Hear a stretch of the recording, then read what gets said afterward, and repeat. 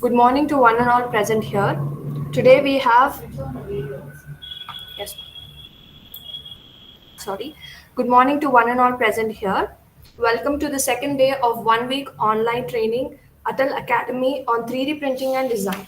So today we have Ms. Feroza Kotari, who is the co-founder and CTO of Mumbai-based Anatomist 3D, which aims to provide patients with tailored surgical parts through 3D and bioprinting. She is listed in Forbes 30 under 30 2020 Asia region. So today she will be addressing on topic applications of 3D printing in healthcare and extracting patient data from CT and MRI scans. So today she will be discussing about preoperative planning, aid to complex reconstructive surgery, implant design and fabrication, custom-made prosthetics, creating tissues and organs. Thank you so much. Thank you so much, everyone, for being here. And I'd like to thank Harish sir as well as the entire team of Osmania for allowing me to speak on this platform.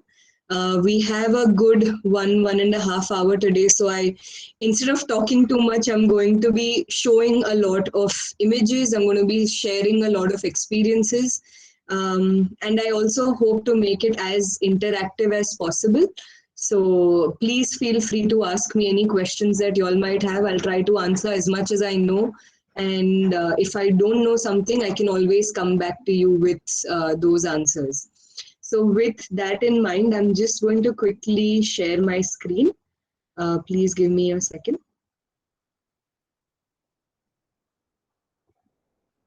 Sorry. Could someone please confirm if the screen is visible? Yes, ma'am. Yes, perfect. Yes. I'll also just stop my video because my network otherwise will give me some problems. So, yeah. Just to give you a brief introduction about Anatomize 3D, we are about an 8-year-old company. We started this company with two of my partners about 8 years ago when it was just 6 or 7 months that I had graduated. And it's been a roller coaster of a journey. I've seen the entire industry go through a lot of ups and downs. And however, it has definitely proven its point how 3D printing can help in the healthcare sector. So let me just go ahead and we can give you a small introduction again. In India, we were the first people to have introduced soft tissue modeling, which is through cardiac cases, which I will be discussing a little later. In the prosthetics, we were the first one to have done a partial amputee case, which again I'll be discussing, and a couple of other firsts. And we also started the first point of care center, which is basically an in-house center within the hospital, so that the access to the surgeons, the access to the doctors, the access to management is much quicker. And I'll be discussing that also later. Since this is quite a new industry, there were a lot of different products that had to be actually developed through our period. So we didn't have something like a base to work on completely. So we did not have a template, and we had to, do trial and error, figure out a lot of things through the way, which actually was really good for a startup like ours, and for anyone out there who also wants to venture. That it gives you a platform to actually explore on your own a lot of things, and not just the skills of 3D printing or skills of designing, but also in a lot of ways in soft skills. It helps you a lot. It helps you plan. It helps you become a more well-rounded individual. Overall, we've done about more than 1,400 cases across the country, and also we've gone international a year before the pandemic. The pandemic put quite a few things on hold, but we've gone international as well with 2 offices in Australia and Canada. So, as for the ecosystem, we work as a 3D printing service bureau. We work with doctors, we work with hospitals, we work with diagnostic centers where the radiology scans are done. We work with companies who sell the 3D printers. We work with pharmaceutical devices and medical device companies, because that is where the research part is. We work with educational institutes, because that is where the education is, to be able to help students or upcoming surgeons or upcoming doctors to be able to learn complex anatomy at a much earlier stage rather than have learn it on patients.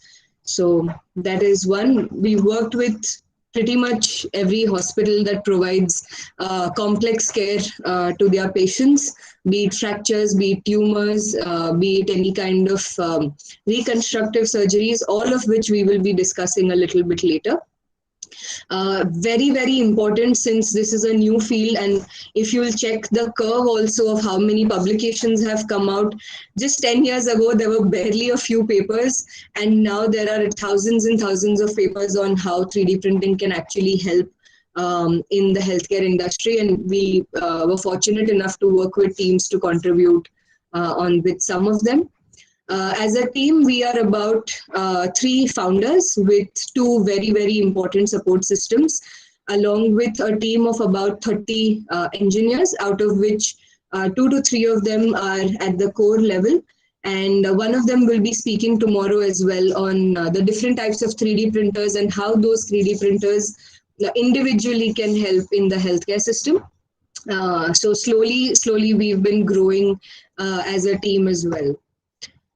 So there are different technologies out there, as I mentioned, some of which will be discussed tomorrow, each of them with their individual positives, with their limitations as well. So it's very important to not just speak about the good things about the technology, but also understand what its limitations are.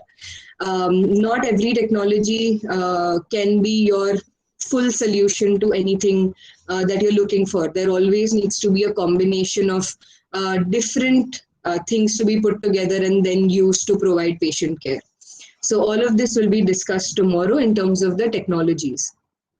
So on that note, I'd like to move on to our topic of interest today, which is basically different applications of 3D printing, how it has grown over the years, what is happening right now, and how close are we really to seeing actual anatomy or actual organs being printed and put into the patient's body. So where we are today, where we will be tomorrow, and where we will be much, much later in the future.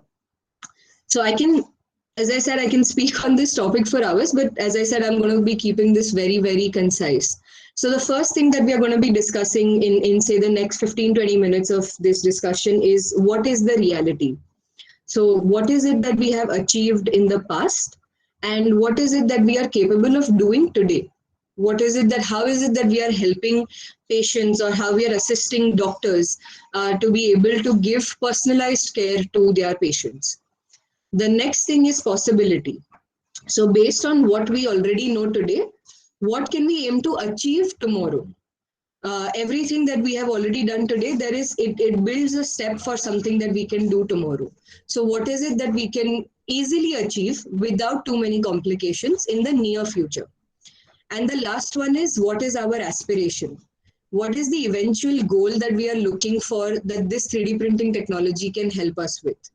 What is it that we can dream about? What is it that we can bring to reality? How close are we to bringing that to reality? That is what we will be speaking about in aspiration. So I'm sure most of y'all already know this with yesterday's conversations, but I'll just quickly run over it. What is 3D printing? It is a technology which is almost 30 years old. It was invented in 1980s. This may come as a shock to many people, since even 2D printers were not really a household talk back then. And even the internet was not really as explosive as it is today, but it's true. It's a technology in which material is deposited one above the other, layer by layer, on the basis of the design instructions that you have given the printer. There are different types of 3D printers, as I mentioned, and you can categorize them based on the printing technique, the material used, its final application, etc., etc. There are multiple ways in which you can differentiate that. In medicine, 3D printing has been applied since around, say, the last 20 years, early to 2000s, when the technology was first used to make dental implants and custom prosthetics like the hands and the legs, the upper limb and the lower limb, as we call it clinically. and CAD/CAM. You would have heard of that. So that was the technology that was used as a first basis of 3D printing.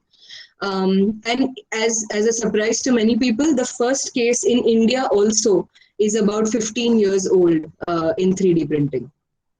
So let's go into this world and let's see that how it has evolved over the years. This is a lot of data on the screen. Don't worry about that. I'm just going to quickly, sum it up. 3D printing, as I said, is like a 30-year-old technology, but we'll be speaking specifically about the healthcare industry. And the healthcare industry was very, very quick to understand its importance in the surgical practice. One of the first cases even dates back to 1990s across the world. And Indian doctors who were studying abroad would use it sometimes in their practice and brought the trend to India later around that decade. So the first most obvious application was to convert the DICOM images, that is the CT and MRI scans, which again we'll be discussing later. That to be converted to 3D models that could be printed and study that to understand the patient's anatomy better. Soon we had bioprinting also coming and finding its place, wherein instead of using the plastics or the metals that I use today for end application, you actually use the cells of the patients from the patients to be able to recreate an organ. How far we've gone, we'll be discussing that later. So the researchers started looking at combining these tissue engineering and 3D printed scaffolds to make more customized outputs. Why I'm mentioning this is, if you'll see the person on the right, Dr. Anthony Atala, one of my inspirations 8 years ago to join this field. He was one of the first people to set up such a bioprinting lab. And he did this somewhere around in 2004. So even though we have all of these early advances, it's only in the last 10 years that the industry really saw a surge in its applications. We started making more customized limbs for amputees. There were cutting and drilling guides for patients to be used in the operation theater. Then there was the invention of metal 3D printers, and these metal 3D printers allow you to make direct customized implants that can go directly into the patient's body. This one of the TED Talks that Dr. Atala showed, he's showing you a biofabricated kidney, even though it's more structural than functional, which I realized much later after I started in this field. I knew that the future that we have or that we are envisioning, there is a possibility that we might be able to create organs, fully functioning organs someday. And this was my inspiration, and I hope that this inspires a lot of people out there as well. Since then, the medical applications for 3D printing have evolved considerably. CT scans and MRI scans work as our input data. As you can see from here, you have to have the data acquisition, wherein we work on our base is always the radiological data that is taken from the CT or MRI scans. Then we evaluate this data. Once we receive the data from the surgeons, you need to evaluate it whether or not it is good enough to create a 3D structure. This also we will be discussing. I have another session tomorrow, so I'll be discussing more about the software, the extraction of data from CT and MRI scans, a day in the life of a designer, what it is that they need to know, what it is that they absolutely need to be careful about. We'll be discussing more on that. But just to tell you, we need to evaluate that data to understand whether that will give us enough amount of information for that patient or not. If it is not the right kind of data, then we have to end up rejecting that data, because if we don't give out the right output, then you are actually doing more harm than good, and none of us actually want to do that. So this is a very important step where we understand, where we evaluate the CT or the MRI scan that we receive. Once we have, say, approved that, okay, this data is good and we can go ahead with utilizing it to plan for the surgery, we need to sit with the surgeon to understand what it is that exactly they need. We need to understand from them what their end goal is and look at backtracking that entire end goal using our softwares and our printers. So this is the step where engineers like ours bridge the gap between healthcare and technology.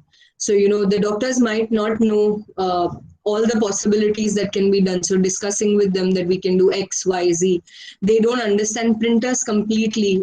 So giving them the right consultancy, giving them the guidance that this material, for example, is autoclavable, this is ETO sterilizable, this is something that you can drill through, it will give you the feel. So that is the kind of consultancy and planning that we need to do at this stage to understand exactly what the surgeon requires. Then next thing is, once the entire planning is done, this planning is very important because it helps us save up on time in the future. As anything in life, planning will help you track and check what it is that you're going to do in the next few steps. So then comes the product design. What is it that the surgeon wants? Do they want just an anatomical model, which is just the patient anatomy, to understand what the patient is suffering from, or how they can go ahead and proceed with the surgery? Or do they actually want to take it a step further and they want cutting and drilling guides, which again we'll discuss in some time, and if they want direct implants in titanium, what we saw earlier. Basis this understanding, we go ahead and make the design, and then in an appropriate 3D printing technology, the manufacturing is done. As I showed earlier, there are about 7 to 8 different technologies which are very, very helpful in the healthcare industry. So we choose accordingly. And then one of the most important things is taking feedback.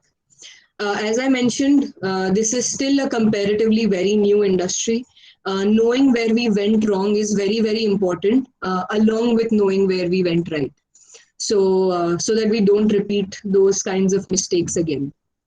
And this is all done in consultation with the doctor. It is knowing that there are positives as well as limitations. And now over a period of time, we have understood 99% of those limitations, but still that 1% gap is something that we need to be very, very careful about, as in any technology. So with that, let's begin with the applications. I have split them again into 3 different parts. First thing that we'll be speaking about is the different kinds of cases that can be done, be it in orthopedics, be it in cardiac, be it in liver cases, be it in kidney cases, lung cases, all of these different areas. Basically anything and everything that can be imaged, you can hope that you could convert that to a 3D model or do something with it. Second thing is, we are going to be speaking about the different products. So anatomical models is one, which is basically all the different specializations that we will be discussing.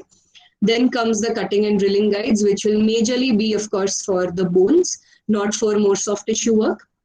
And similarly for the implants, what all areas implants you should do, what all areas implants you need to be careful about. And last, we'll be speaking about some orthotics in this product section. And I'll be ending it with bioprinting, discussing just a little bit that I have knowledge about. I don't have much, but just a little bit that I know, I will just introduce it over there. So let's speak about anatomical models. This is the first example that I would like to show you. It is one of the places where surgical planning is of maximum importance in pediatrics for hearts, because every child suffering from a different heart condition will have to be treated differently. Yes, there are processes in place, but it definitely helps having a model like this to understand what that child is suffering from. So here, we are seeing a patient, we are seeing a 6-month-old child who has a hole in the heart and has DORV as well. DORV is basically both your greater arteries are opening into the same ventricle, which is the right ventricle. So both your aorta and your pulmonary artery opening up in your right ventricle. So this is back in 2015. This child, as I mentioned, was about 6 months old, and he had been rejected for surgery at multiple places. Most of the surgeons said that this is not something that might be repairable, or it might be very complicated to repair. So his parents, they reached this last medical team, hoping that maybe they could have some solution for their child. Now, the set of doctors also believed, no doubt, that the surgical correction was not easy for this patient, and his best bet was to survive in his existing condition, but they still wanted to give it a chance. And they had read up about 3D printing technology, they had seen it in conferences abroad.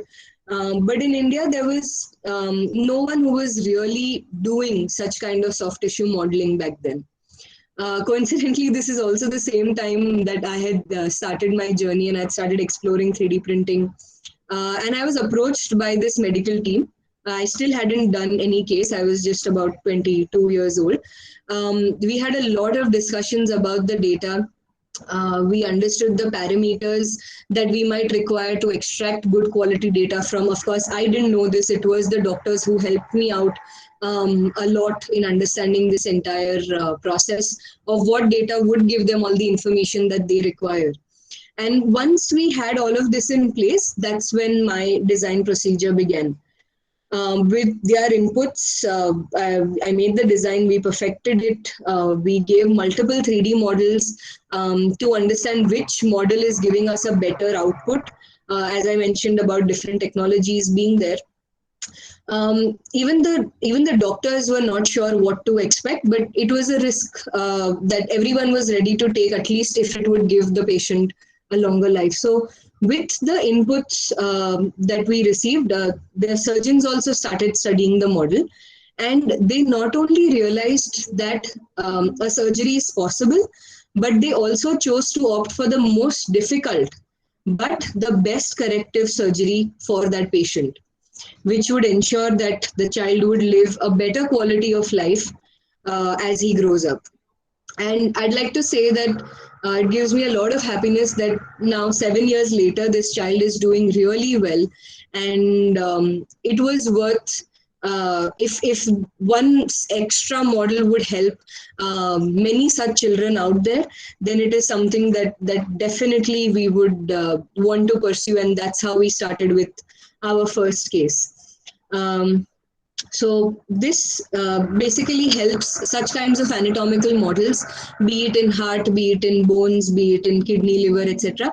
They help you in better decision making, and they help you in better pre-planning. Decision making as in, one, whether this patient can be operated on or not. If the answer is no, the patient cannot be operated on, then the patient does not have to go through that entire trauma of undergoing a surgery. And we have seen cases like that as well, wherein basis the model they realized no, the complications are much more than what we anticipated, so we would not go ahead with the surgery for that patient. But let's say they say that yes, we would like, they decided basis the model that they would like to go ahead for surgery. Then what kind of surgery? One is, say, the best possible outcome for that patient. That is one surgery, but it's also the most difficult. Then there is a second level of surgery, which is maybe not the best correction, but it will at least ensure that the patient survives and lives a decent amount of life. And last one is that they go into the operation theater and they realize that, okay, a surgery is not possible at all. So here in step A and step B, they can choose whether they should go for the best corrective surgery, which is difficult, or whether they should go in for a mid-level surgery, which will have less complications. So this kind of pre-planning can be done on these anatomical models. Now, this, of course, can be done across any specialization. So we'll be discussing a few of these case studies in pretty much all of these specializations soon. So let's go to orthopedics. In orthopedics, the kinds of cases that we have seen are majorly, say, fracture cases, which are trauma cases. Then you would see revision surgeries where the patient has already undergone a surgery before, but say the implant has broken, or say the bone cement that they had put in has spread across, gotten infected, such cases. Then we would see tumors. Here, what you are seeing is a spine and muscle tumor, which is interacting with both the bone as well as the soft tissue. And we would just see otherwise reconstruction surgeries or deformative surgeries like scoliosis, which is basically a curvature of the spine. Similarly, in cardiology, there are other different types of cases like DORV, DOLV, Epstein's, PDAs, MAPCAs, TAPVCs. There are different types. I won't be going into detail of that, but it can help in pre-planning for all of these different types of cases that come in. Similarly, in oral and maxillofacial surgery, neurosurgery over here, we will see, people who have tumors. Where exactly the tumor lies? Is it interacting with the nerve? Is it interacting with any other soft tissue? Are the blood vessels coming in the way? If we have to extract the tumor, then how are we going to extract without damaging all of these structures around it? If there are any reconstruction surgeries, then how are we going to ensure that we reconstruct that in alignment with the patient's current anatomy so that it does not look off, but it's a good reconstruction for that patient matching their own anatomy. If we are looking at the neurosurgery data at the bottom, all of those you will see have some or the other vasculature or soft tissue component over there. What you see in blue are the veins, what you see in red are the arteries. These are some color codings that you do for better communication with the surgeons, and so that they also have better communication within themselves. So such kinds of models can be made for them. If we were to speak about kidneys, most of the time we would see cases like tumors, or we would see cases like cysts. There's a difference between the two. There are some very complex cases we did recently. Why this helps is when there is a tumor on a kidney, if you will see this image, the one with the green tumor on the right upper image, you're seeing the arteries in red, you're seeing the vein in blue. What you're seeing in yellow over here is the ureter. Now, if the tumor is really engulfing the ureter in a more percentage capacity, then it's important to remove off the complete kidney altogether. But say if it's not really interacting that much or not interacting at all, then there is still a possibility that they can just cut the upper half of this kidney and preserve the lower half. This is called a partial nephrectomy. So in cases like these, to be able to understand whether or not the entire kidney needs to be given up, or we can still preserve some part of the kidney, such models are helpful. Similarly, in liver cases as well. So here you will see a combination of a lot of vasculature on the left. That is for liver transplants. Now in liver transplants, you have a receiver and a donor. So in the donor, what is the orientation of the blood vessels, of the artery and the veins that are a part of the liver? What can be kept in the donor and what can be cut to be given to the receiver? And post that, as you know, the liver regenerates. But the regeneration is important, that these blood vessels, some of these blood vessels are intact. So ensuring that those necessary blood vessels are not cut off, to understand what is the cutting plane going to be for that donor. Similarly, here on the right, you're seeing tumors. In tumors, what is the extent that the liver will have to be sacrificed, and what can be kept for that patient.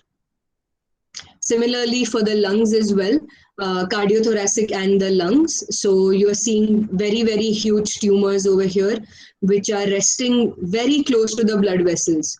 So if they are going through the blood vessels as well, then we will have to take a corrective action, not just for the tumor, not just for the extraction of a tumor, but also for maybe looking at sacrificing the blood vessels. So how much of blood vessel could you sacrifice, and what is the impact that it will have on the patient? That is something that can be planned over here. What you're seeing on the right is in the lungs, where there are small nodules.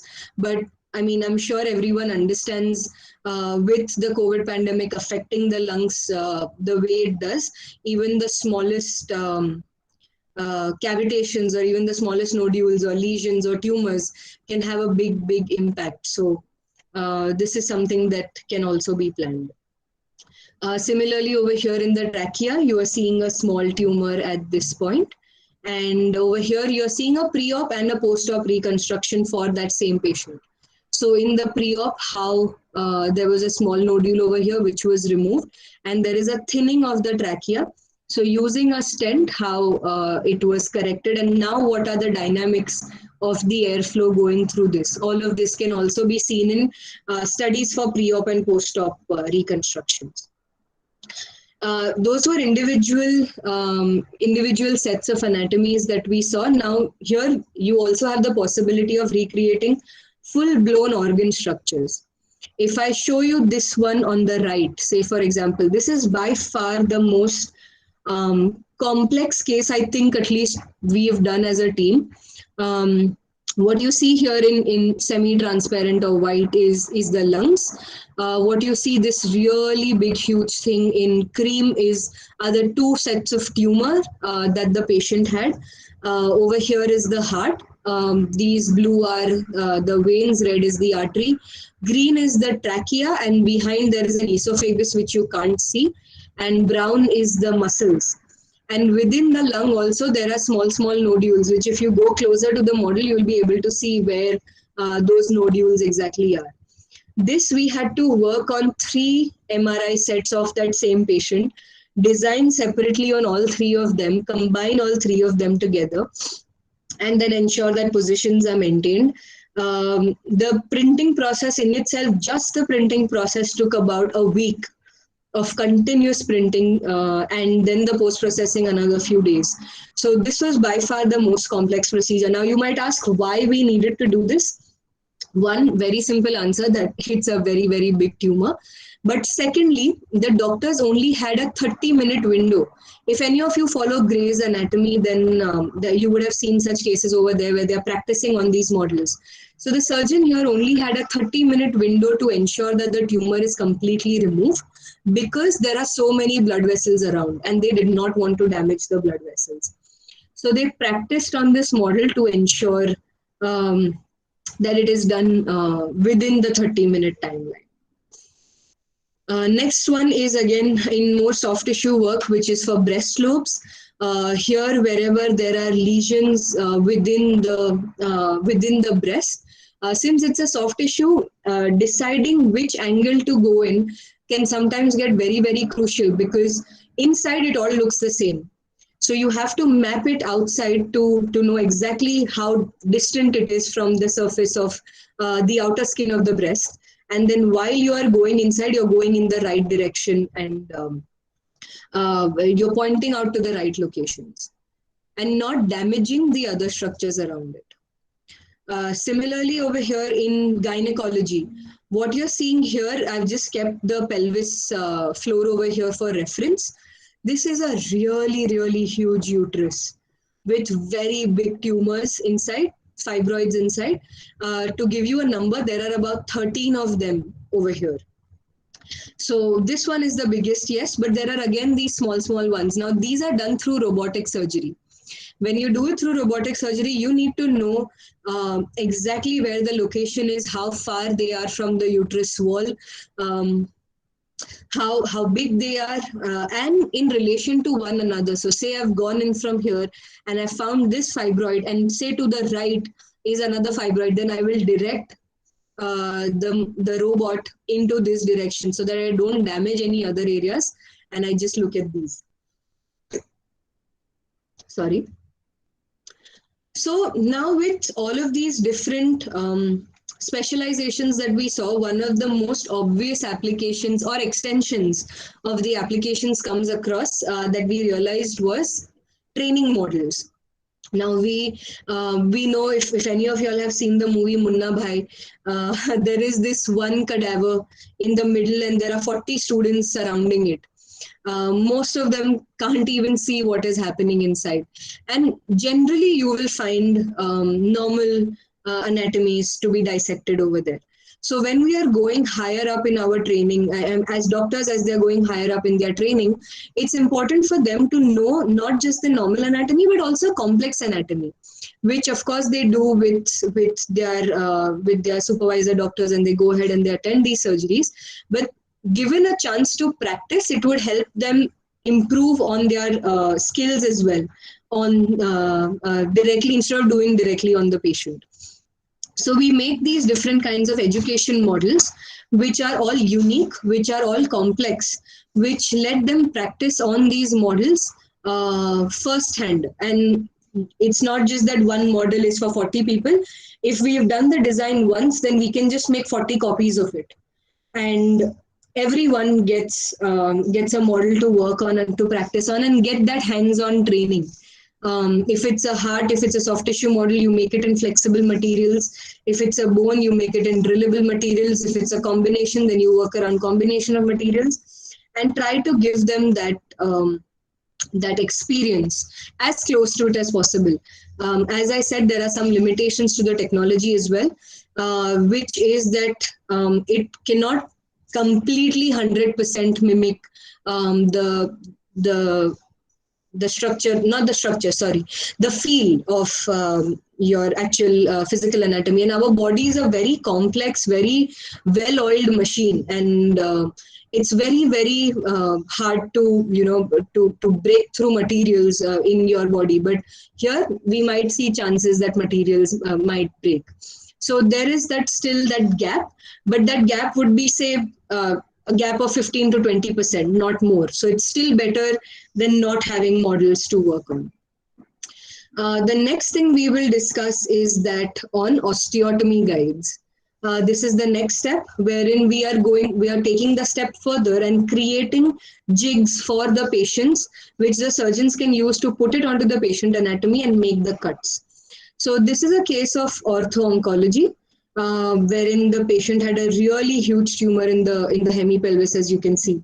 This lady was about 22-year-old, and she had a lot of pain also because of the weight on her hip, extreme medications because of her conditions, and of course, multiple social issues as well. So this highly well-experienced team of medical doctors, they wanted to ensure that a complete resection of this tumor is done in the first go itself.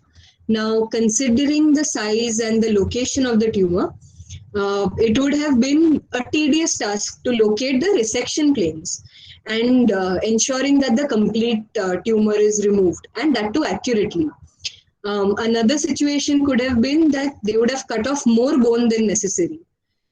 So both these situations are really, really tricky, and it would have been ideal if they would have some control over the outcome. They would know exactly where to cut. So with the help of 3D designing and 3D printed cutting guides, as you could see from this video at the end of the video, it was possible to plan complex angulated resection planes. And so what you're seeing over here, when the planes are coming in, they're not just straight planes, they are planes at an angle. This particular thing made the procedure really easy for the medical team because it helped reduce down on the OT time, in the operation theater time, helped in reduce the blood loss for the patient, eventually the anesthesia time, etc. The patient recovered quickly, and I still remember when we had gone for a follow-up, she had a really nice smile on her face a few days later when she had returned. So what I'd like to highlight here is that 3D printing as a technology plays a very important role in increasing the accuracy of the resection planes, ensuring that the entire tumor is removed and maximum amount of bone is preserved. This not only helps the patient, but also helps the surgeon because it helps save up on their time. I was in the OT for this case, and I remember that the doctor saying that such a planning could take, say, for example, 1.5 to 2 hours for them to be able to understand where to cut. But with the help of this jig, I was there, it was literally a matter of 15 minutes to make the cuts, to remove the tumor, and then to go ahead with their other procedures of ECRT, bringing it back, doing the plating, etc. That is additional, that happens any which way. but this resection part was reduced, the time was reduced down drastically. So imagine how many more patients these surgeons can treat if even like an hour is reduced per patient for them.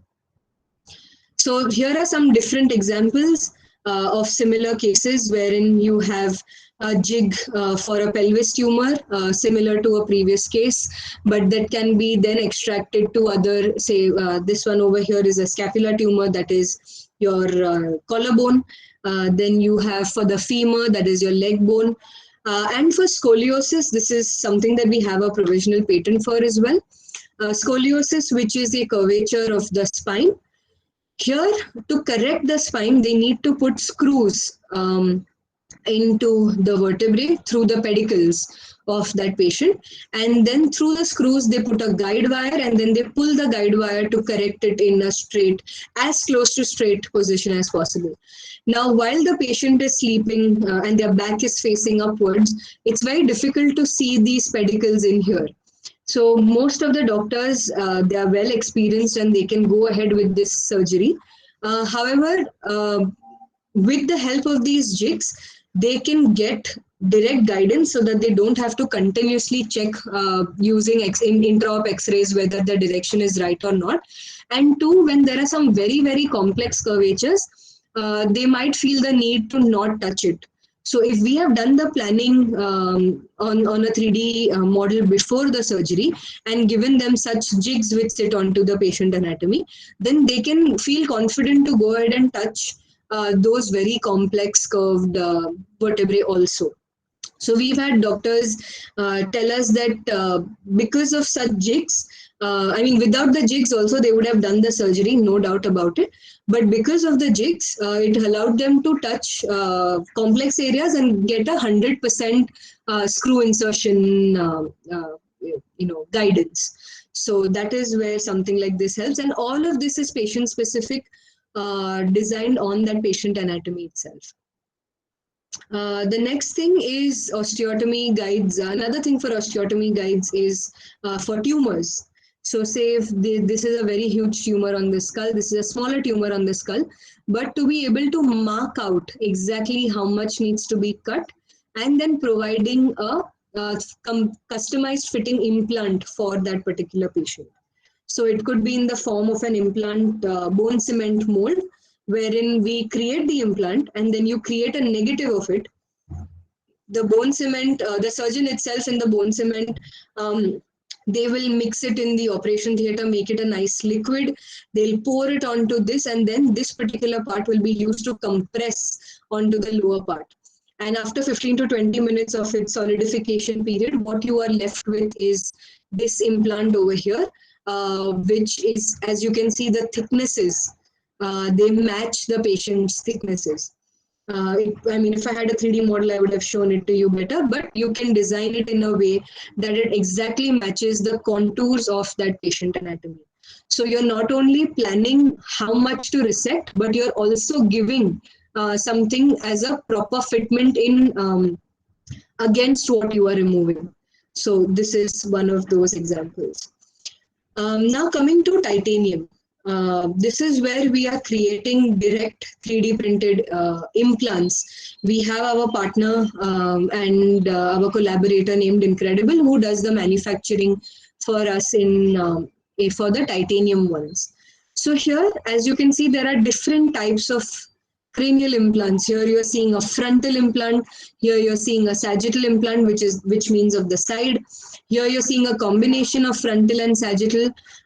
Here you are seeing a sagittal along with an orbital roof being reconstructed. So these are some really complex procedures where a regular plate will not come into use. How you understand if this is important? See, if you see very minutely, look at the curvatures. Being able to get such curvatures for such complex reconstructions, it can get quite difficult and time consuming for the surgeon. And the output eventually may not match, say, the good side of the patient. Here, as you can see, this contour and this implant contour, they match perfectly, giving the shape to that patient that is required. And chances over here of breakage, chances over here of the implant coming out and causing friction eventually, much lesser than the plates out there. So I don't say again that all implants need to be 3D printed implants. No, there are some very good standard implants out there, but for such complex contours, I definitely believe that there is no other solution apart from this technology of designing for that patient and then manufacturing it for that patient. So it gives you the best fit and it is a personalized treatment for that patient. So that was what we saw more on the oral and maxillofacial range. Let me just go back and point out. I'm sorry, I didn't point out. This particular case has different implants. It's not of the same patient, so don't worry. But you are seeing an orbital floor over here. You are seeing a zygoma implant where there was a fracture. You are seeing for people who do not have enough bone. This is for subperiosteal implants where the maxillary teeth restoration needs to be done. This is for that. And here is for tumor replacement. So once you've cut off the tumor and you need to fit in an implant over there, along with the abutments of the teeth, so that you don't have to go in for a second surgery of placing the abutments, or everything can be done within one surgery itself. So that was more of the oral and maxillofacial work that we saw. Here we are seeing more on the orthopedic side, where bones of the leg, bones of the hip, the shoulder, you're seeing different implants done over here. Now, all of these are custom implants. What we do is, here there is a small tumor, but we cut this tumor on a computer. We create a simulation. We create a straight line on this, assuming that that is the tumor that is going to be shaved off. Of course, all of this is done in discussion with the surgeon. Then we go ahead and we create this plate, which is custom fit for this patient. So the contours will only match and exactly snap fit at the location. So when the surgeon goes in, they will make the cuts over here. They'll take this tumor out. They'll send it for their ECRT procedures, bring it back, shave off the tumor and put it back now. Now, this is an induced fracture that has been done. So now the bone is in 3 parts. That's why this plate is required to fit or fixate the 3 bones back in place. Now, in a regular procedure where such custom implants are not made, you have these ready-made plates available where you will have to bend it onto the patient anatomy. So you put it on the patient's bone, understand, bring it out, bend, again go inside, bend. You have to keep repeating the procedure, which is also a good half an hour, 40-minute procedure, depending on how complex the case is. So again, here with this in place, the bones just snap back. So it's literally a matter of 5 minutes of adjusting everything and then screwing the plate onto the bone. Here what you're seeing, scapula replacement. This entire scapula is completely replaced and replaced with a 3D printed implant because here the entire scapula was damaged with tumor. So creating the full scapula which fits onto the humerus and the movement is not obstructed. We need to plan for all of that. We need to do the analysis of the implant of how stable it's going to be inside and then give a connection point to the collarbone over here. Similarly for hip replacements, where there was a very big tumor and there was no other implant solution out there, we created this implant in the shape which matched the other side of the hip and created this cup negative. So the regular implants that are out there, we can use a cup system of that. There we don't need to 3D print it. But the base on which the cup will fit, that we 3D printed because that we required these turning points for it to fit properly onto the patient anatomy. Similarly, here there are just some more examples of OMF for TMJ implants, wherein we do a combination of titanium as well as poly.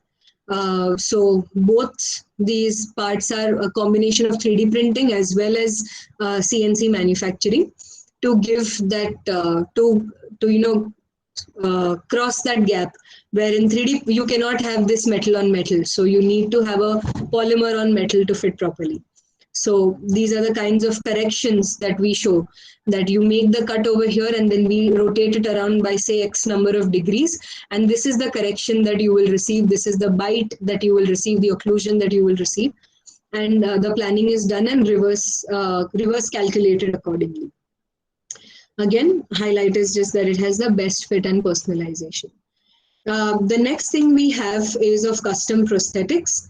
Here you are seeing a child who does not have uh, anything from elbow down, being given a prosthetic which is customized for that child's hand. Iron Man, because one of my favorite characters. But yeah, so this is one of the cases where the movement is based on the movement of your hand, and there are strings inside. So the movements of the hand that you do, the strings will go in or move out. So you'll be able to get that grasping action and then opening of the arm action. And you can customize it the way you want. These are children. They want something that they would like to wear. If it's something which is boring, then they might not end up wearing it. And we don't want non-utility. So being able to customize something that looks also good, the children will also be happy with it, and it's of course for them. So apart from the customization and personalization and fitment, the looks can also be given to it. So there are here some more examples of the upper limb and lower limb. What you're seeing over here, Handy, this is a company, I guess, and there are a couple of other companies which do bionic implants. Bionic prosthetics. So they add electronics and sensors which amplify the movement of your hand or your leg and translate it down towards the fingers to give you that single finger movement, as opposed to the multi-finger movement that you were getting in a previous prosthetic, because that was just with strings. So advancements in this field have also been done where you're combining electronics as well as 3D manufactured, 3D printed and manufactured parts which can fit onto the patient. And as you can see, there are just different variations of designs. You can play around with it as much as you want, as long as you're sticking to the biomechanics of being able to give the functionality. Then you can play around structurally as much as you want. This is one of the cases that we had done. This is of a partial amputee patient who had lost 3 fingers in an industrial accident. So this was very early in our days. This is almost like 4 or 5 years old. And we did a 3D scanning of the POP cast that had been made available. This patient was somewhere in Gujarat, not in India, not in Mumbai. So we didn't have access to the patient. So we got the POP cast, we got it scanned.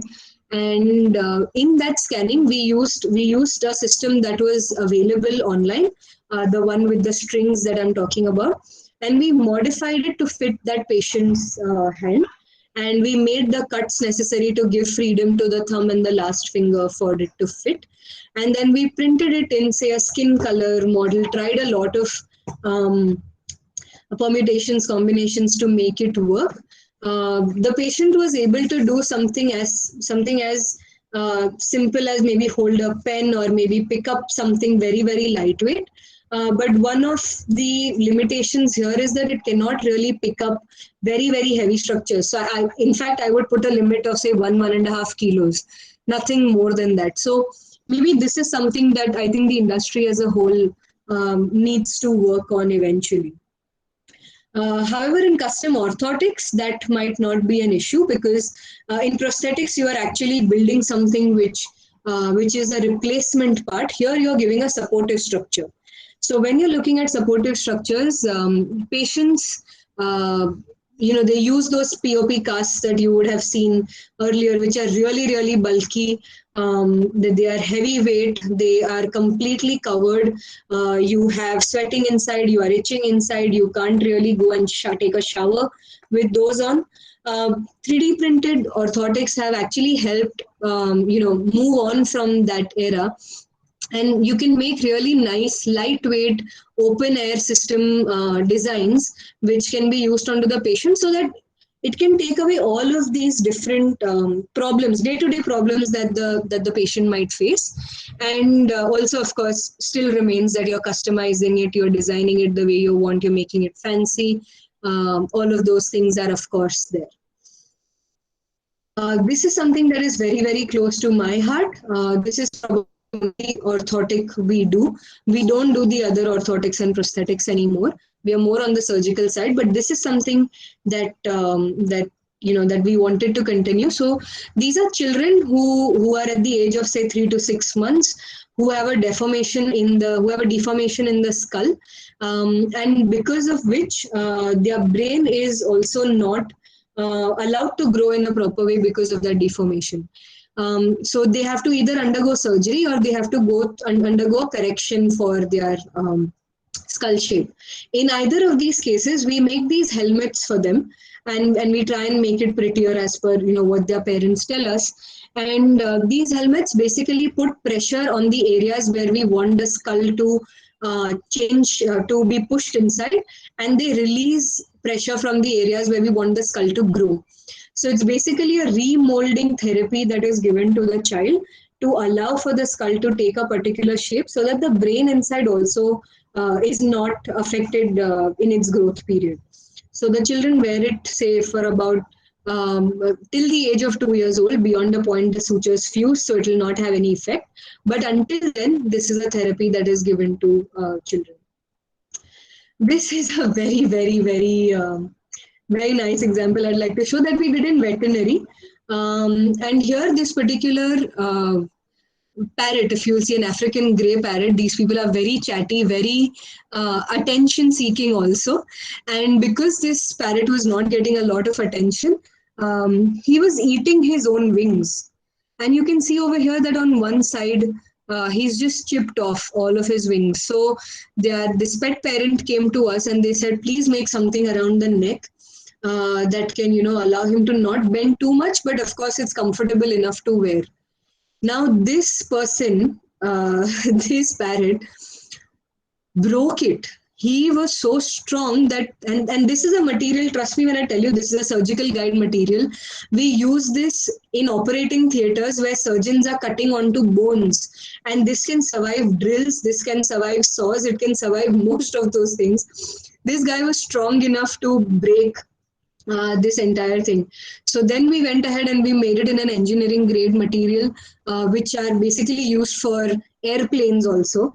And we are like, this guy better not break it this time. But over here you can see that, and he's talking, he's chirping something.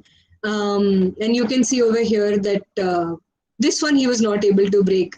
At least I have not been told that he broke it. So I hope he wasn't able to break that.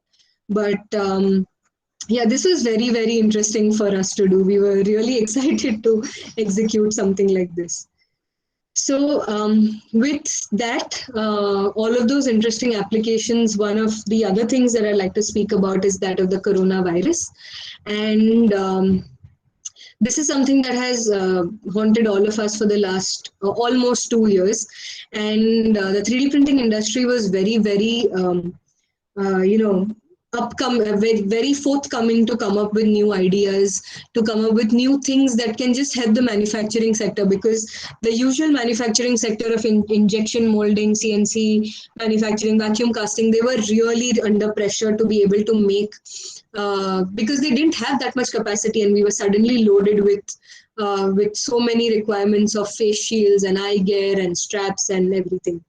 So the 3D printing industry as a whole, and even we came out and we made these things available for the doctors, for the police officials, for people in the airline industry, giving them all of these face shields, eye gear. These adjuster straps help just release the tension from the back of your ears. We even tried to make a semi-ventilator which gave a feedback system, but that's not our expertise, so we could not go ahead with it. But it was something that we tried, and a lot of people in the industry also tried to help in some way or the other.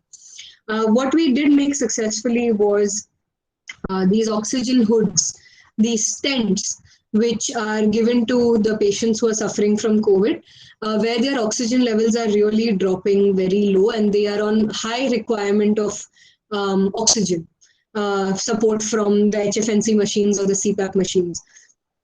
So say the highest requirement is say about 60 liters per minute. With the help of these hoods, we were able to bring down the oxygen requirement to 20 liters per minute. So you're saving up on oxygen. You are reducing the amount of requirement that the patient will have.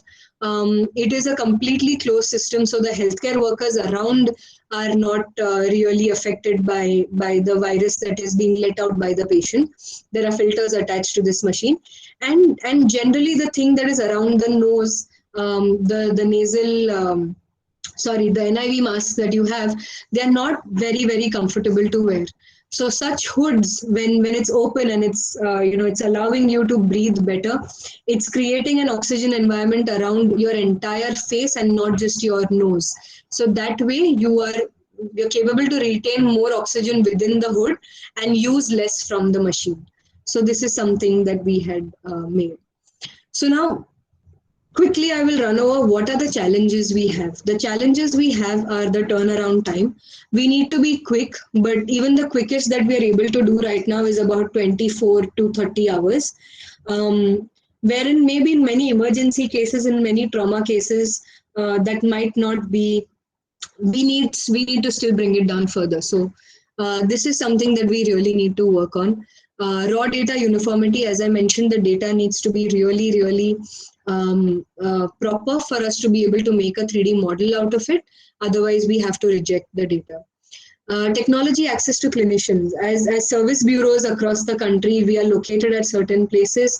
There could be certain educational institutes where we could be there, but not everyone in the country still has access to this, which leads to slowdown in invention because I've interacted with a lot of doctors, maybe 1,000, minimum, and everyone is so excited to pursue something that really means a lot to them, to take up a project that means a lot to them. Sorry.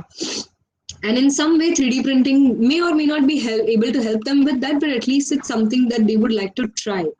So if doctors don't have access to different technologies, be it 3D printing, be it AR, VR systems, be it holographic systems, whatever it could be, it eventually leads to slowdown in inventions, because at the end of the day, as biomedical biotech engineers, what we are creating is for surgeons, is for doctors, and if they don't tell us the problem statement, we really can't make something unless we know what it is that they need. So that is one of the things that we need, and eventually a growth of the community. The community is still very small. Of course, compared to what it was 8 years ago when we started, and to now, it's definitely grown a lot, but still there is a very long way to go.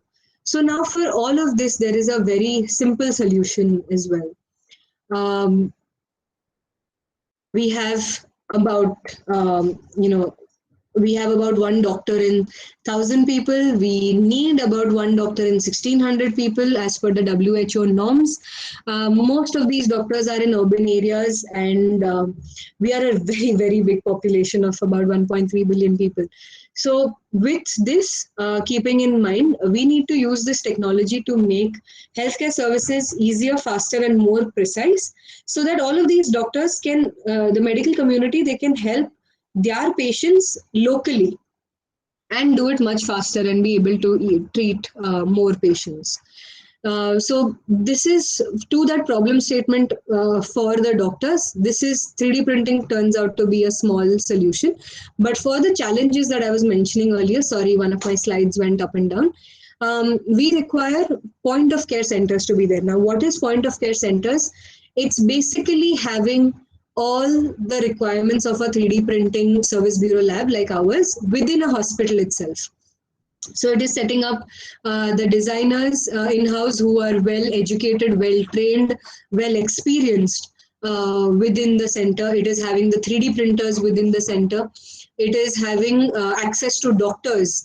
Whenever you want, you can just walk up to them and you can, have a discussion, which otherwise would take a long time. We'd have to wait for the surgeons to give us a call back, or, we'd have to wait until evening, and that just delays the process. Here you can just walk into their cabin, they can walk into our lab, and they can just have the discussion and go ahead with the procedure. So this is where the point of care centers comes into the picture, where you have software, you have trained personnel, and you have the hardware. Now our end users are, our starting point is from radiology. That's where we start, and in the middle there's 3D printing. But you can work with medical practitioners, you work with trainees, you work for workshops, and you work for simulation labs. But at the end of all of this, it is the patients who require, and the point of care lab falls in the middle somewhere between radiology and 3D printing.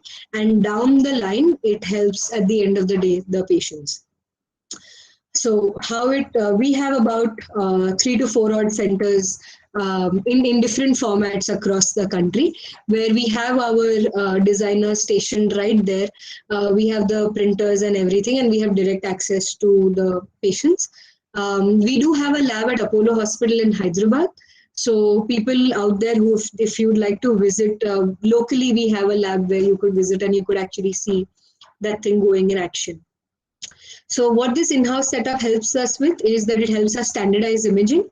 So we can control over there what kind of data set we want, and the radiologists are generally very, very helpful, and they allow us to take that liberty if at the end of the day the patient is going to benefit from it. Then we can do the accurate segmentation in-house itself, the entire design process that we discussed some time ago. We need to do the file fixing also. It's not just the designing, but eventually also there are more processes in place. So we can do all of those 3D model file fixing. The printing, post-processing, painting, sanding, giving colors, everything is done right there at that lab. So it's not like it's done over here in Mumbai at our headquarters and then sent it to the hospital. No. So with this, with all of this happening much faster within, say, a 24-hour timeline, the surgeon can make faster decisions, easier decisions, and at the end of the day, he or she is going to be a happy surgeon. So with all of this, we try to come around, all of the challenges that we were facing, we try to overcome them. And eventually, we are hoping that this will become a standard of care. Initially, when CT scans and MRI scans had come out, they also took quite a lot of time to become standard of care. And we are hoping that with time, while we are being patient, we'll be able to make 3D models or 3D computer simulation models at least a standard of care. Now, what are the reservations? That it's required for complex cases only. Yes, that could be one reason. But we have seen a lot of the time now that even for just discussing with the patient, explaining to them what it is that they're suffering from, gives a lot of calm and peace to the patient and allows them also to make decisions whether they want to go ahead for surgery or not, whether this is the right decision for them. So it's not just decision making for the doctors, it's also decision making for the patients as well. It's too expensive.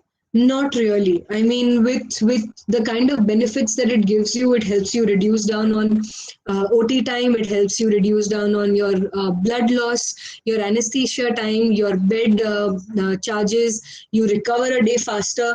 So technically all of those hospital charges in a way get waived off, and just for a couple of more thousand rupees, a technology like this could help them recover much faster, and in a way it just compensates and for a good quality of life.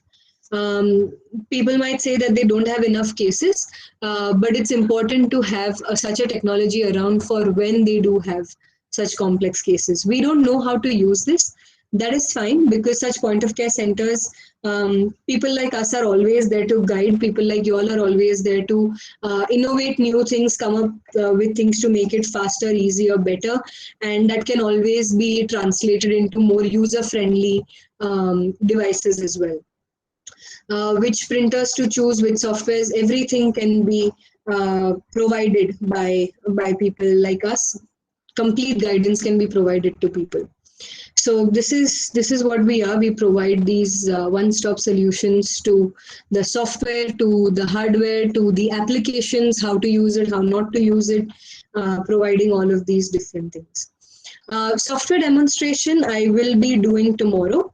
I'll be running through two different types of data sets. One is going to be a CT scan and the other one is going to be an MRI scan. But if anyone would like to definitely go through what exactly we're going to be talking tomorrow, there is a course out there. You could just go to our website, anatomize3d.com, and you could just have a look at that course. It's the only course out there which trains on such designing and 3D printing activities. So last thing that I'm going to be touching upon is that on biomaterials.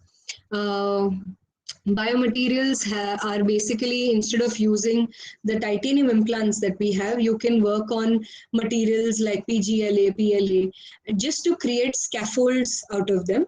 And these scaffolds can then be put into the patient body. Right now, most of it is still in animal testing phase, but it can be put into the body. And these scaffolds have lattice structures. Basically, they are hollow on the inside, which allows the cells to jump through them and basically grow through and through them. And eventually, this particular lattice will melt away, or it will biodegrade away. So this is another field. We don't do this as yet, but a lot of researchers out there are working on bringing this out into the market to be used by to be used for actual patients. So these are highly resorbable, and it allows for osteointegration, which is basically the growth of cells through and through the scaffold. There are also other cases of customized drug delivery. So wherein these are dissolvable pills with a certain amount of dosage based on your requirement. So maybe there might be a time, we don't know, where these drugs might be created, say within the pharmaceutical center as per your dosage. So you don't have to take a ready-made dosage available that is outside, but maybe these pills we might see a future someday, a decade down the line maybe, where something like this might be possible. So we've spoken about soft tissue modeling, we've spoken about osteotomy guides, custom implants, prosthetics, orthotics, simulations, point of care labs. Bioprinting is the next big thing. That's what at least everyone is counting on, and I really, really hope, as a biotech engineer, that's something that I got me into this field, and I hope to see that going forward. And what is bioprinting basically? It's taking, say, someone's stem cells and then culturing them, giving them the right amount of growth factors, the right type of growth factors to differentiate them into the kind of organ structure that you're looking for. Then using a 3D printer and giving it a shape. So depositing these cells onto the build platform in a particular structure. So here you're seeing that it's a tube, or you could also call it a vascular anatomy. And then putting the cells one above the other along with the scaffold. Eventually the scaffold degrades, and what you are left with is the cells of that patient. And this is not happening within the body, this is happening outside the body. So there are many such cases where research work is happening. There is skin that has been bioprinted out of patient stem cells. Aortic valves are being tested using some porcine and combination of human cells as well. This liver tissue is done by this company called Organovo, and there are another 2 companies here in India also who do this, wherein these stem cells are differentiated, given the growth factors, into very, very small constructs of liver tissue, like 96 well plate level small constructs. Over a period of time, these cells start bonding with each other. They start creating a network of blood vessels around them in that very small network. And these tissues are used for testing of drugs on them. So even before going through clinical trials, animal trials, you go through this testing at a lab level itself to be able to test on these very small 3D constructs. If the drug fails at this stage itself, then you know that you don't need to go for animal trials and human trials. But if, say, it passes over here, you can also construct these as per different populations. So different types of people, the drugs can be tested on such constructs of different types of people before it goes into. So it basically reduces down the time of drug development. It reduces down the need, does not completely take away, but the amount of testing that is done on humans and on animals can be reduced drastically. So both ways, in terms of ethical as well as financial, this is something that is known to give a good result. Generally, what as a biotech engineer I used to do is, the cells that I used to culture, they would not last more than 3 to 4 days. These 3D printed constructs lasts for about 40 days. So you can actually keep testing on this construct again and again. So it allows for drug development and longevity of the testing. So what are the possibilities? With this in mind, we are still at 40 days. There are still some challenges to be able to continuously give that blood supply and through that blood supply, the oxygen supply. 40 days, 60 days is what generally is happening right now. There are some advances from the last time I actually read about it, but we are still quite a time away since till we actually see organs being printed in the lab. But say in case that happens, we may not need organ donors someday. So that is the future that this technology is showing us, and everyone around the world is working towards making that a reality. And the aspiration, the last thing that we can hope for someday, or we might see it happen if y'all are Marvel fans and y'all have seen this character called Vision. He was a bioprinted character in the movie. So if that happens, and his name was also Vision. So that is a vision that we can see for the future. So that's all from my side. Thank you so much for listening. It was a very long 1 hour 15-minute talk. I hope I didn't bore you all, but I'm open to questions and please feel free to ask. Hello, madam. Can I ask a question? Yes, please. Yeah, I'm Dr. Rohini Valerao. I'm a professor at Vishwakarma Institute of Information Technology, and I'm deeply interested in projects which are related to technology, use of technology in healthcare systems. Right. Firstly, I would like to congratulate you on the excellent session that you have conducted. It gave me at least a great clarity on how 3D printing can be used, for healthcare systems. I just wanted to ask you whether there is any center of yours in Pune with whom I can interact with and collaborate with on projects with students of engineering. Right. So in Pune, as I had mentioned earlier, my partner in metal manufacturing, Incredible. They are our partners. They are situated in Pune itself. If you would like, I could connect you to them. Otherwise, we also have a lot of people coming in, joining us in Mumbai from the Pune center. So that also can be done. But if you'd like to have access to the metal manufacturing facility, I can connect you to the members of Team Incredible. Please do. I would also like to interact with you. If I can have your contact number, I would be in touch with you to take forward with collaborative work with students. Sure. There was one question I wanted to ask you. One more question I wanted to ask you, which I had asked a resource person yesterday, but I haven't yet come to the answer. Is there any group that you know about who has used 3D printing for making a cartilage in the knee? There are many universities working on it. I could connect you to one guy who is now in Bangalore. Okay. No, now he's in Maharashtra itself. He's in Wardha, I guess. I could connect you to him. He has worked on a lot of cartilage-based systems. There are a couple of people in USA that I know who are working at a university level on that. I could connect you to those people as well. Can I get your contact number, ma'am? Yes, sure. I can just put it in the chat box. Sure. Thank you very much for the excellent session. Anytime. Thank you so much.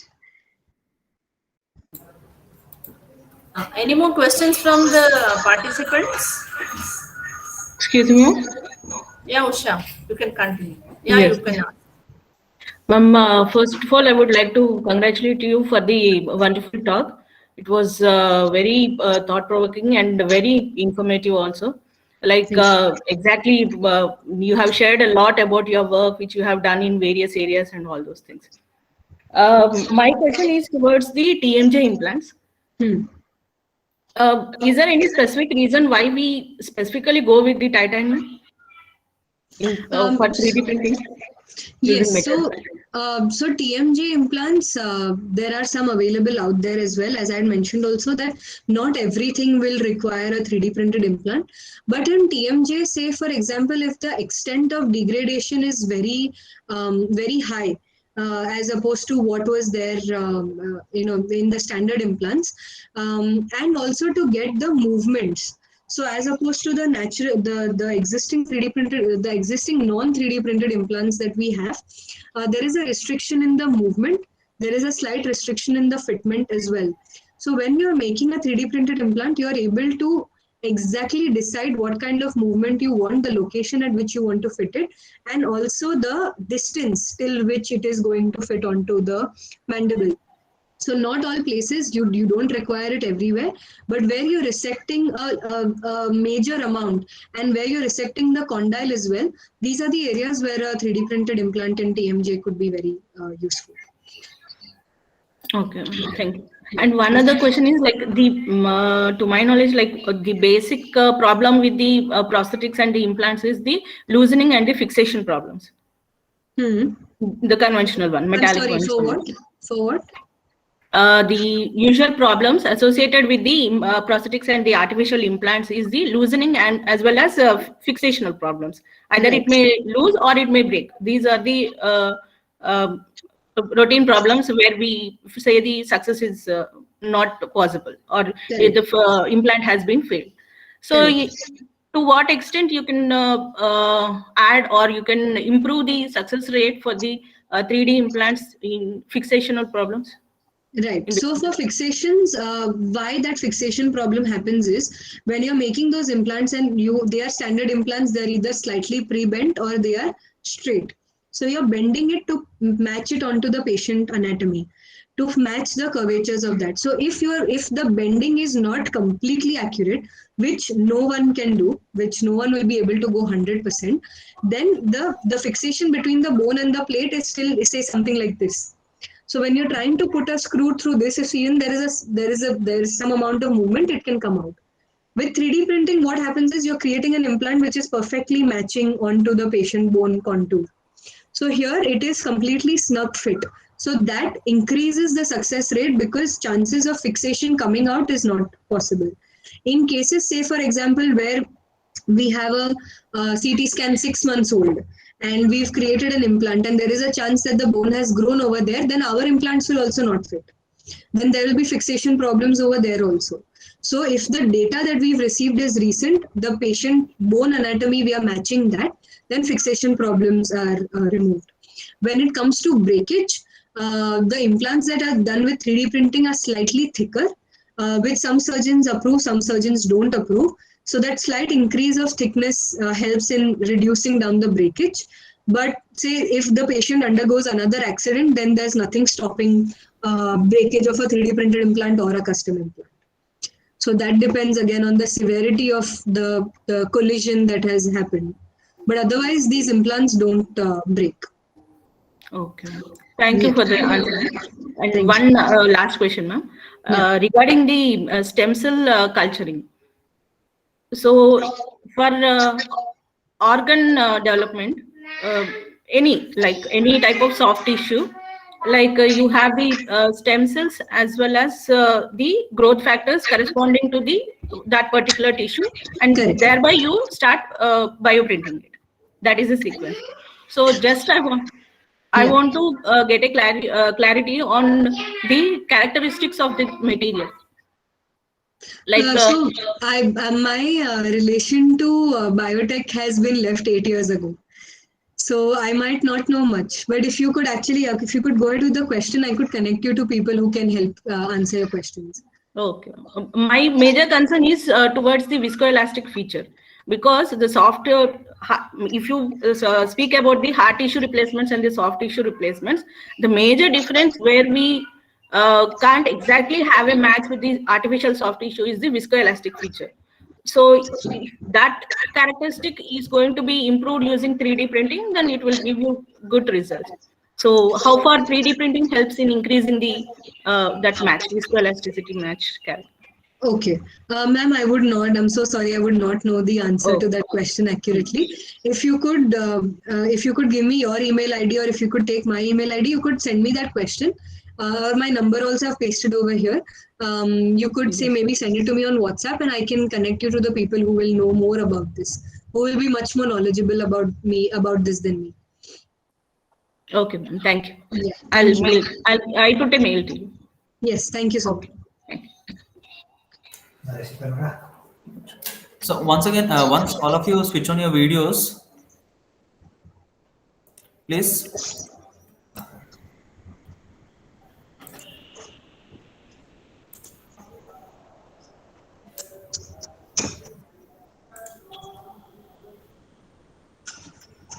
Yeah, please, once all of you switch on your videos.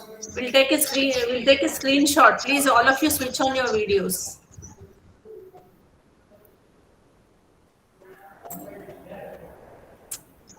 Yeah.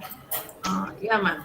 Thank you so much, ma'am. It was very informative, and you have given what all can be done with 3D printing, and you never wasted even 1 second of the time that has been allotted to you. It was very excellent, and we all thoroughly enjoyed. I'm sure each and every participant will agree with me. Thank you so much. Thank And you so much, ma'am, for the yeah, opportunity. we are looking forward to your next session tomorrow morning again at 10 o'clock. Thanks. Thank you, Same here, Firoza. ma'am. Thank you. Thank you so much, Harisa. Bye. Yeah. Take care. Bye. Thank you, ma'am. Bye.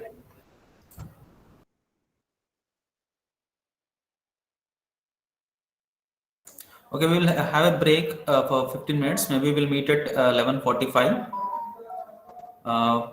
Please, if anybody has missed the attendance link, please fill the link, fill the attendance through the link provided in the chat box.